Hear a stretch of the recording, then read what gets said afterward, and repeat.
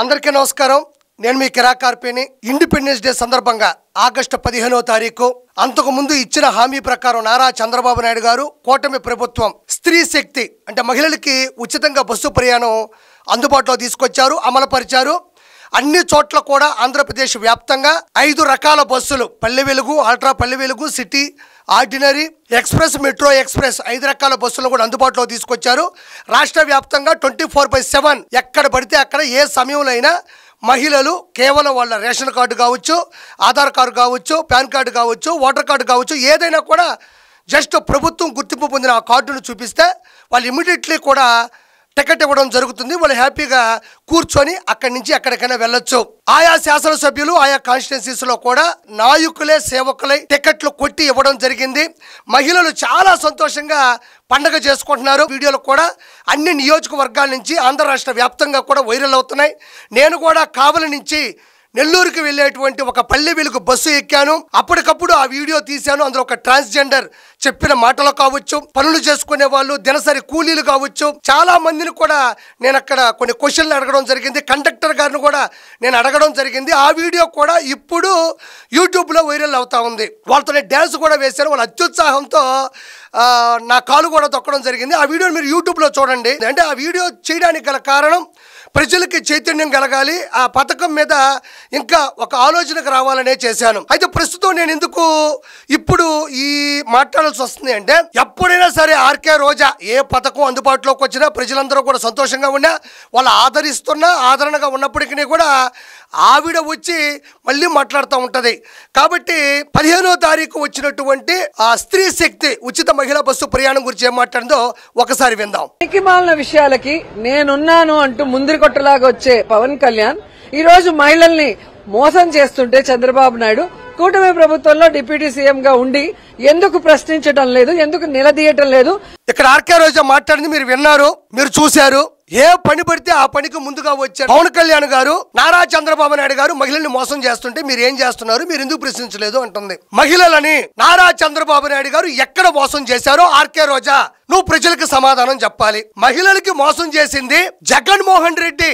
మహిళల చేతే సభ్య సమాజంలో మహిళలని ఎంత దుర్భాషలాడించాడో ప్రత్యేకంగా చెప్పనక్కర్లేదు. శ్రీరెడ్డిని ప్రోత్సహించింది, శాలరీ ఇచ్చింది, చెన్నైలో కూర్చోబెట్టి కూడుపెట్టి బండ బూతులు తిట్టించింది ఎవరు? జగన్మోహన్ రెడ్డి. సొంత చెల్లిని కన్న తల్లిని నడి రోడ్డు మీద పడేసింది ఎవరు? జగన్మోహన్ రెడ్డి. సొంత బాబాయిని లేపేసి తనకి చెల్లి సునీత గారిని ఈ రోజు అనాథన చేసింది ఎవరు? జగన్మోహన్ రెడ్డి. జగన్మోహన్ రెడ్డి మహిళలకి న్యాయం చేస్తాడు, చంద్రబాబు నాయుడు గారు అన్యాయం చేస్తాడా? నీకు దమ్ముంటే పవన్ కళ్యాణ్ గారు నారా చంద్రబాబు నాయుడు గారికి చెప్పడం కాదు, నీకు దమ్ము ధైర్యం ఉంటే జగనన్న జగనన్న నీకు నా సెల్యూట్ అంటుంటావు కదా, అదే సెల్యూట్ కొట్టే నువ్వు అన్నకు ఫోన్ చేసి అన్నయ్య మీ చెల్లిని కన్న తల్లిని తీసుకొచ్చి ఇంట్లో పెట్టుకో అని ఫోన్ చేసి చెప్పు, అది తప్పు అని ఫోన్ చేసి చెప్పు.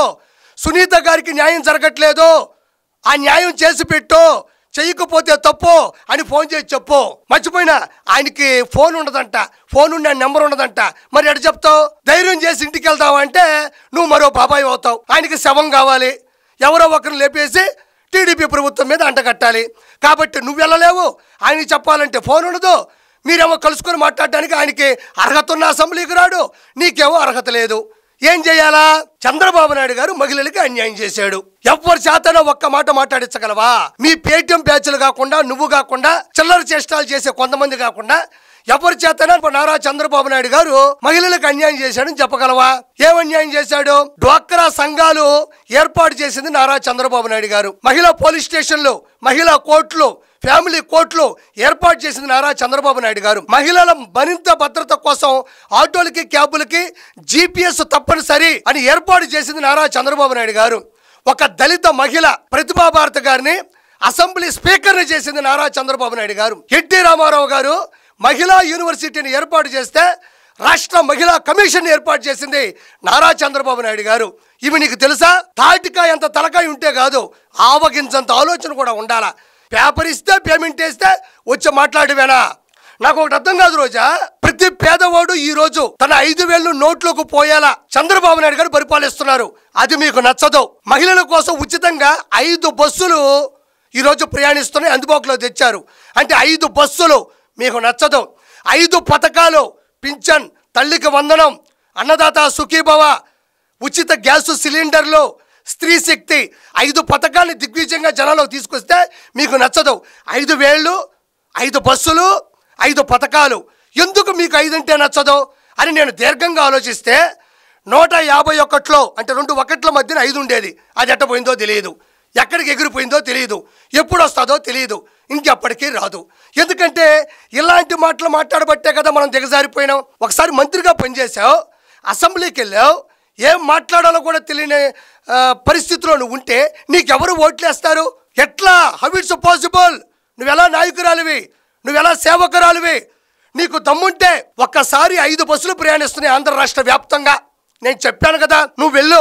నువ్వు లోపలికి వెళ్ళినా 1 నిమిషంలోనే మళ్ళీ బయటకు వస్తావు. ఎందుకు వస్తావు అంటే లోపలికి వెళ్తావు, మహిళలతో కొంచెం రద్దీగా ఉండొచ్చు. కండక్టర్ కదా, పాపం అందరికీ కూడా ఆయన టికెట్ కొట్టి ఇవ్వాలి, ఆధార్ కార్డులు అవి చెక్ చేసుకుంటాం. నీకు ఓపిక ఉంటుందా? ఉండదు కదా. గాలి నా కొడక, నాకు త్వరగా టికెట్ కొట్టు అంటావు. ఆయన మళ్ళీ నీ తిరిగి బూతులు అండవు. నీ అంత సంస్కారం లేని వ్యక్తి కాదు కదా. వాళ్ళు కండక్టర్లుగా పనిచేస్తున్నా ఎవరికి ఎంత వాల్యూ ఇవ్వాలో తెలుసు. మేడం మీరు డబ్బులు ఇస్తే టికెట్ కొడతా అంటారు. ఏమయ్యా, చంద్రబాబు నాయుడు గారు చెప్పారు, నేను మహిళని కదా, నేను ఉచితంగా ప్రయాణించాలి కదా, డబ్బులు అడుగుతున్నావు ఎందుకు అంటావు. అప్పుడు అతను ఏమంటాడు తెలుసా? మహిళవైతే సభ్య సమాజంలో సాటి మహిళలు కూడా బస్సులో ఉండగా ఇలా ఎట్లా దుర్భాషలాడతావు? ఇంత నీచాతి నీచంగా నువ్వు మాట్లాడుతున్నావంటే నువ్వు మహిళవి కాదు. నిన్ను మహిళని ఏ కోవలో కూడా అనుకోరు. నువ్వు మహిళ, సభ్య సమాజానికి చెందిన దానివి కాదు, నువ్వు అసలు మహిళవే కాదు. కాబట్టి డబ్బులు ఇస్తే టికెట్ ఇస్తా, లోపల కూర్చో, లేదంటే బయటకు పో అంటాడు. నువ్వు డబ్బులు తీసుకొని ఏ పని చేయవు కదా, ప్రజలు డబ్బులే కదా నువ్వు తింటావు. కాబట్టి నువ్వు ఊహు అంటావు, ఉన్న పలంగా బయటకు వస్తావు. అందుకనే నీకు లోపల ఉండే అర్హత కూడా లేదు. నువ్వు మహిళా సభ్యురాలు కాదు కదా, నువ్వు మహిళవు కూడా అని ఈరోజు సభ్య సమాజంలో ప్రజలు అనుకోవట్లేదు. ఆర్టీసీ బస్సుల గురించి మాట్లాడుతున్నాం. ఆర్టీసీ బస్సుల్ని అడ్డదిడ్డంగా వాడుకుంది ఎవరు?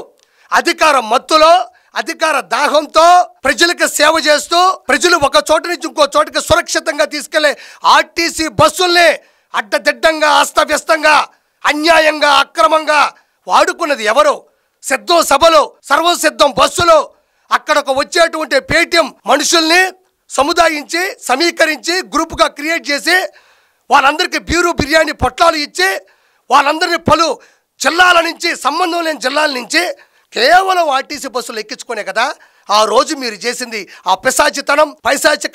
పైశాచికతనం ఆ వీడియోలో ఆ రోజుల్లో జనాల్లోకి రాలేదా? జనాలు చూడలేదా? వైరల్ అవ్వలేదా? మిమ్మల్ని ఓడించలేదా? ఆర్టీసీ బస్సుల్ని సొంత ప్రయోజనం కోసం, మీ సమావేశాల కోసం, మీరు అడ్డదిడ్డంగా చేసే గ్రీన్ మ్యాట్ సమావేశాల కోసం ఆర్టీసీ బస్సులు, ఆర్టీసీ బస్టాండ్లో పేద ప్రజలు నలిగిపోతుంటే మీరు మాత్రం మీ స్వార్థం కోసం, సొంత ప్రయోజనాల కోసం ఎంత దిగజారిపోయి వాటిని వాడుకున్నారనేది నిజం కాదా ఆర్కే రోజా అని నేను మనస్ఫూర్తిగా ఈరోజు నేను ప్రశ్నిస్తున్నా. మిగతాది విందాం. మీ మేనిఫెస్టోలో నువ్వు చంద్రబాబు నాయుడు కలిసే కదా సంతకం పెట్టారు, కలిసే కదా ఫోటో పోజులు ఇచ్చారు. మరి ఈ రోజు దాంట్లో ఉన్నది చేయనప్పుడు మరి ఎందుకు ప్రశ్నించడం లేదు? సూపర్ 6 సూపర్ హిట్ అన్నారు, సూపర్ ఫ్లాప్. సూపర్ 6 లోనే కదా ఈ శ్రీశక్తి కూడా ఉంది, ఫ్రీ బస్సు. ఆర్కే రోజా ఆంధ్రప్రదేశ్ వ్యాప్తంగా రాజకీయ నాయకులు కావచ్చు, ప్రభుత్వం కావచ్చు, అధికారులు కావచ్చు, అందరూ కూడా చాలా క్లియర్ కట్గా చెప్తున్నారు ఆంక్షలు ఎలా ఉంటాయి, ఏ బస్సు ఎక్కాలి, ఏం చూపించాలని చెప్తున్నారు. మరి నువ్వెందుకు అంత తలడిల్లిపోతావు నాకు అర్థం కావడంలా. నేను హైదరాబాద్కి వెళ్ళాలి, షూటింగ్కి వెళ్ళాలి అంటే బస్సు రాదు, కుదరదు.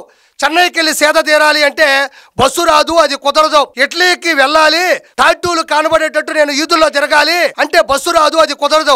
3,000 కోట్ల రూపాయలు అడ్డదిడ్డంగా సంపాదించాను, భారతదేశ వ్యాప్తంగా అన్ని రాష్ట్రాల్లోకి వెళ్ళి దాన్ని దాచిపెట్టుకోవాలి అంటే బస్సు రాదు, అది కుదరదు. వాటికి కొన్ని ఆంక్షలు ఉంటాయి.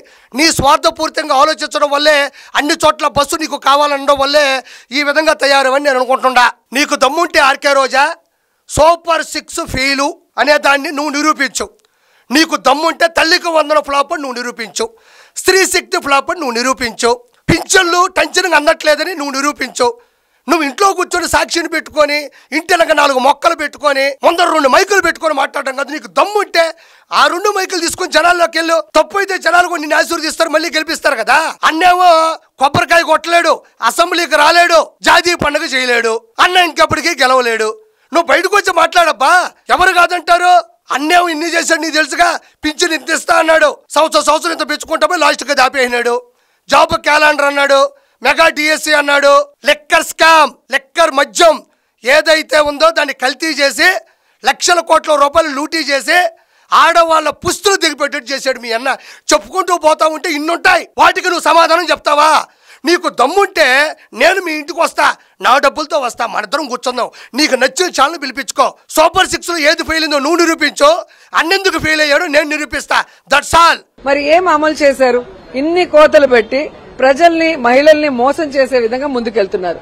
ఎంత దురదృష్టకరం అంటే తిరుపతి నుంచి తిరుమలకి వెళ్లేదానికి కూడా ఫ్రీ బస్ లేదంట, శ్రీశైలంకి వెళ్ళడానికి ఫ్రీ బస్ లేదంట లోకల్ వాళ్ళకి. ఎలా సూపర్ హిట్ సూపర్ 6 నాకు చెప్పాలి. ఈవిడ తిరుపతి నుంచి తిరుమలకి వెళ్ళడానికి కూడా ఫ్రీ బస్సు లేదంటని అడిగింది. దీనికి సంబంధించి గుమ్మడి సంధ్యారాణి గారు, minister of women and child welfare, స్త్రీ శిశు సంక్షేమ అండ్ గిరిజన సంక్షేమం, tribal welfare, TDP polit bureau సభ్యులు, సాలూరు ఎమ్మెల్యే గారు, శాసనసభ్యులు ప్రెసిడెంట్. ఆవిడ ఏం మాట్లాడిందో గుమ్మడి సంధ్యారాణి గారు ఒకసారి విందాం. ఈ తిరుపతి నుంచి తిరుమలకు బస్సు లేదని ఎగేసుకొని పడుతుంది కదా ఆవిడ, ఒకసారి విందాం. అంటే మీకు కడుపు మంట అది. ఈరోజు ఒక ఆవిడ అంటది తిరుపతి లేదు, ఎందుకు లేదు అని అడుగుతుంది. మీకు కామన్ సెన్స్ లేదా? మీకు కొండల మీద ఎందుకు లేదు అని అడుగుతున్నారు. కామన్ సెన్స్ కొంచెమైనా ఉపయోగించండి. అక్కడ ఫ్రీ బస్ ఇస్తే బస్సు నిండా జనాలైతే కొండల మీద వెళ్ళేటప్పుడు ఏమైనా బ్యాలెన్స్ తప్పితే ఇబ్బంది అవుతుంది అని బాధ, అంతే. కొండ మీద వెళ్ళడానికి ఫ్రీ బస్సే ఉంది కదా, అందరికీ తెలిసిన విషయమే కదా అది. కొండ వరకు వెళ్ళిన తర్వాత ఫ్రీ బస్సులో పైకి వెళ్ళొచ్చు కదా. అంటే ఓన్లీ సీట్ల వరకు మాత్రమే, నిలబడడానికి ఇబ్బంది అవుతుందని కాబట్టి కొండ మీద అక్కడ బ్యాలెన్స్ తప్పిపోతే మనం ఆ బస్సు అయినా తిరిగి తీసుకురాగలుగుతామా? బస్సుకు లోయలో పడిపోయిన తర్వాత ఒక్క మనిషిని తీసుకురాలేం, బస్సు కూడా కనపడదు. ఎందుకంటే నేను ఆ ఏరియాలో ఉంటాను కాబట్టి నాకు తెలుసు. అరకు ప్రాంతంలో మేము మొత్తం ప్రతిసారి సంచరిస్తుంటాం కాబట్టి కేవలం కొంతమంది ప్రయాణికులతో మాత్రమే ఘాటీ రూట్లో వెళ్ళాలి. కాబట్టి నో అనుకున్నాము. కానీ ఇన్ని లక్షల మందికి, ఇన్ని కోట్ల మందికి ప్రయాణం ఇస్తున్నప్పుడు 75% బస్సులు ఇస్తున్నప్పుడు ఆ 2-3 ప్లేసుల్లో ఇవ్వలేదు, ఎందుకు ఇవ్వలేదని ఆ మాత్రం కామన్ సెన్స్తో ఆలోచించలేరా?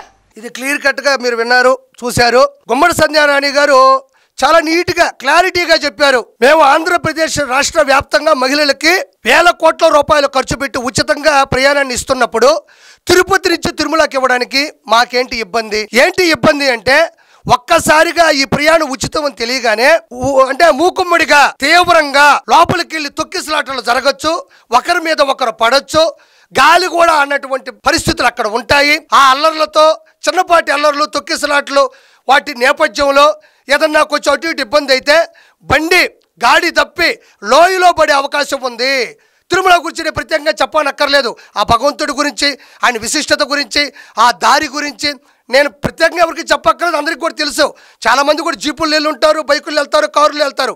కానీ బస్సుల్లో ఈ సౌకర్యం, ఈ సౌలభ్యం ఉందని తెలిసినప్పుడు ఆ కిక్కిరిసిపోవడం, తోసుకోవడం, తోపులాట, గేర్ బాక్స్ మీద పడడం, లేకపోతే అస్తవ్యస్తం అవ్వడం, అంటే లోపల ఏం జరుగుతుందని చెప్పి డ్రైవరు ఒకరంత టక్కని వెనక తిరిగి చూస్తే బండి లోయలోకి వెళ్ళే పరిస్థితులు ఉన్నాయని ఆవిడ క్లియర్ కట్గా చాలా జాగ్రత్తగా చెప్తుంది. ఎంత చేసినా మేము అదొక్కటి చేయడానికి మాకు ఇబ్బంది ఏంటి అంటుంది. అందులో తిరుపతి నుంచి తిరుమలకి కొన్ని బస్సులు ఉచితంగా వెళ్ళేటివే ఉన్నాయి, దాంట్లో వెళ్ళొచ్చు. ప్రాణాలతో చెలగాట ఉండకూడదు. బండి ఒక్కసారిగా లోయలో పడిపోతే వాళ్ళని మనం తీసుకురాగలమా? అది అతిపెద్ద తప్పు అవుతుంది. మన సౌకర్యాన్ని కల్పించి కూడా వాళ్ళని కష్టానికి గురి చేసి వాళ్ళు చనిపోతే మనం ఏం చేయగలమని జాగ్రత్తగా చెప్తుంది. ఆవిడ నీ జీవితంలో ఒక్కరోజన్నా క్లియర్ కట్గా మాట్లాడినావా? ఒక పద్ధతిగా మాట్లాడినావా? ఒక మహిళలో ప్రవర్తించావా? ఏదొస్తే అది మాట్లాడటం తప్ప ఆవిడ ఎంత జాగ్రత్తగా, నీట్గా, క్లియర్ కట్గా, ఒక పద్ధతిగా మైకు ముందు మాట్లాడింది. కాబట్టి ప్రతి ఒక్కటి కూడా మనం అర్థం చేసుకునే పరిస్థితులు ఉండాలి. వాళ్ళు ఇద్దామని అనుకుని ఉంటారు, కానీ ఒకసారిగా ఒక గ్రూప్ ఆఫ్ డిస్కషన్స్లో ఏమనిపిస్తుంది, సార్ ఇది, సార్ ఇది, సార్ ఇది. ఒక లిఫ్ట్ ఉంటుంది, లిఫ్ట్లో 5 మందే ఎక్కాలి, 350 కేజీలను రాసి ఉంటుంది. ఒక్క 10 కేజీలు ఎక్కువ ఎక్కినా కూడా, అంటే అనవసరంగా ఒక వ్యక్తి ఎక్కినా కూడా అది అసలు తీసుకోదు, కిందకు పోదు, ఆ లిఫ్ట్ ముందు కదలదు. అది మనందరికీ తెలిసిందే. బస్సు కూడా అలాంటిదే. అది మనతో మాట్లాడలేకపోవచ్చు, కానీ దానికి కూడా ఉంటాయి కదా ఒక రీజన్స్. కాబట్టి మనం ఇది అర్థం చేసుకోవాలి. ఆర్కే రోజా, నువ్వు మాట్లాడే మాటలకి ఎలాంటి విలువ లేదు. పేటీఎం బ్యాచ్ మహిళలు కొంతమంది దిగిపోయి వైఎస్ఆర్సీపీ నాయకుల ముసుగులోనో లేకపోతే పేటీఎం బ్యాచ్తోనో అది తప్పు, ఇది తప్పు, ఇది తప్పు అంటున్నారు. కాబట్టి ఏది తప్పు అయినా మీరు నిరూపించాలి తప్ప ఇలాంటి తప్పుడు అడుగులు వేయకూడదని నేను మనస్ఫూర్తిగా కోరుకుంటున్నాను. 11 మధ్యలో ఉన్న 5 ఎప్పటికీ తిరిగి రాదు. దయచేసి ఎక్కడైనా మనుషుల్లో మారనని కోరుకుంటున్నాను. Thank you so much. Please subscribe to Leo news for more videos.